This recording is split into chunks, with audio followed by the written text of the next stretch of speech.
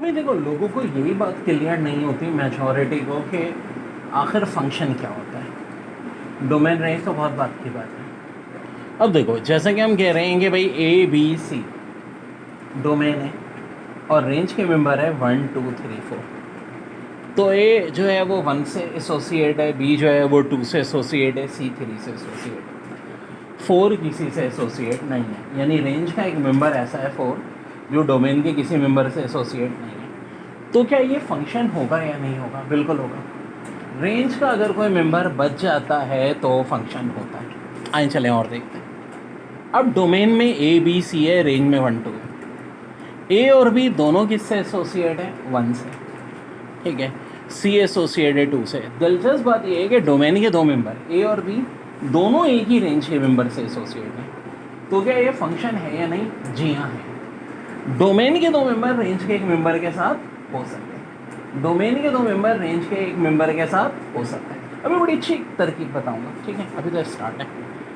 अब देखो इधर आओ, A B C domain range 1 और 2। ए 1 के साथ है, बी 2 के साथ है, सी का डोमेन का एक मेंबर फारिग है। डोमेन का अगर कोई मेंबर फारिग होगा तो फंक्शन नहीं। पहले तो एग्जाम में यही क्वेश्चन आता है कि which of following is function, which of following is not a function. तो भाई अगर डोमेन का कोई मेंबर खाली है तो फंक्शन नहीं है। अब इधर देखो, डोमेन के मेंबर ए बी सी हैं रेंज के। डोमेन का एक मेंबर ए रेंज के दो मेंबर के साथ एसोसिएट है। देखो डोमेन के दो मेंबर रेंज के एक मेंबर के साथ एसोसिएट थे, सही था, दौड़ता था, चलता था, यानी कि वो फंक्शन था। लेकिन अगर डोमेन का एक मेंबर रेंज के दो मेंबर के साथ है तो ये भी फंक्शन नहीं है। अब देखो इसको बड़ा आसान तरकीब है। डोमेन को समझ लो चिल्ड्रन और रेंज को समझ लो अम्माएँ, ठीक है, मदर्स। भाई डोमेन साहब ए साहब किसके बेटे हैं? आंटी 1 के। बी साहब किसके बेटे हैं? आंटी 2 के। और सी साहब है आंटी 3 के। चौथी आंटी के कोई बच्चा नहीं। बिल्कुल होता, बहुत सारी आंटी होती है जिनके बच्चा नहीं होता, तो आंटी 4 गया, कोई बच्चा नहीं है। अच्छा जी, अब डोमेन यहाँ देखो, ए और बी दोनों आंटी 1 के बच्चे, सी किसका है? आंटी 2 का बच्चा। ठीक है भाई, आंटी के 2 बच्चे बिल्कुल हो सकते हैं। अब यहाँ क्या है मेरे भाई, डोमेन को मैंने क्या कहा? चिल्ड्रन, रेंज हो गई मदर। ए की माँ 1, बी की माँ 2, सी की माँ ही नहीं है। ओ भाई ऐसा कैसे हो सकता है? बगैर माँ के कोई नहीं होता।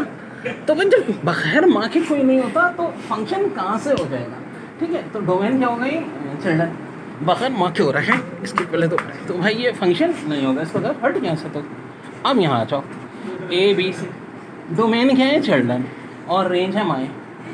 ए की 2 माएँ हैं और ये भी नहीं हो सकता, तो ये भी फंक्शन नहीं हो सकता। तो सिंपल सा भाई ये तरकीब ज़हन में। डेफिनेशन बड़ी है मैं फंक्शन की। All elements in A are associated to some element in B, this association is unique. फिर वही बात, सेट ए को हमेशा बच्चे मानो, सेट बी को आंटियाँ मानो। अब तो सवाल ऐसे आता है आपको क्वेश्चन देके, इनमें से फंक्शन कौन सा है, फंक्शन कौन सा है जो फंक्शन नहीं है? भाई यहाँ देखो, एक ही 2 माएँ कैसे हो सकती है? ये फंक्शन नहीं हो सकता। तो फंक्शन नहीं है बे, हट यहाँ से। यहाँ देखो, ए की अम्मा 1, बी की अम्मा 2, और ये जो आंटी हैं सी, इनके 3, इनके 2 बच्चे हैं सी और डी। ये फंक्शन हो सकता है, एक आंटी के 2 बच्चे हो सकते हैं, बिल्कुल जी। ए की अम्मा 1, बी की अम्मा 2, सी की अम्मा 3 हैं। भाई डी तेरी अम्मा का है। देखें एक बात सुने, अगर डी वाले 3 का बच्चा होता, 4 का कोई बच्चा नहीं होता, चलता, ठीक है। बहुत सारी आंटियाँ होती हैं जिनके कोई बच्चा नहीं होगा, लेकिन ये बच्चा बगैर अम्मा के नहीं भाई, ये भी फंक्शन नहीं हो सकता। तो इनमें से सिर्फ ये वाला सेट फंक्शन है, ना ये फंक्शन है, ना ये फंक्शन है। ऐसी बहुत एमसीक्यूज आएंगी बच्चों। तो हमने क्या माना हुआ है? डोमेन को माना हुआ है चिल्ड्रन, रेंज को माएँ। अब देखो जैसे कि set A B C children है और 1 2 3 माएँ हैं। ये क्या? ए की 2 माएँ, ए की 1 माँ 1 भी, ए की 2 माएँ 2 भी। नहीं, एक बच्चे की 2 माएँ नहीं हो सकती, तो इसका मतलब ये फंक्शन ही नहीं है। जिस तरह से भाई ये नहीं हो सकता कि कोई बच्चा बगैर माँ के हो, इसी तरह एक बच्चे की 2 माएँ भी नहीं हो सकती, तो ये भी फंक्शन नहीं है। ठीक है जी।